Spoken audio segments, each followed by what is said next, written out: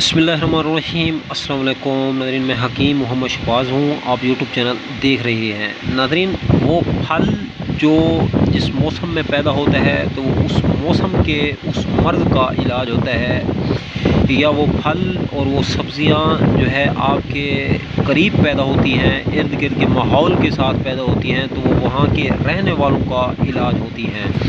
इसीलिए कहा जाता है तुम फल उस वक्त खाओ जब ज़मीन देने लगे। तो नाज़रीन, जब किसी फल या किसी मौसम में किसी सब्ज़ी का मौसम वगैरह हो तो उस मौसम में जो है जो सब्ज़ी पैदा होती है वो सब्ज़ी ज़रूर पकाई जाए, और जो फल जिस मौसम में पैदा होता है उस मौसम में वो फल जो है थोड़ा बहुत ज़रूर इस्तेमाल करना चाहिए।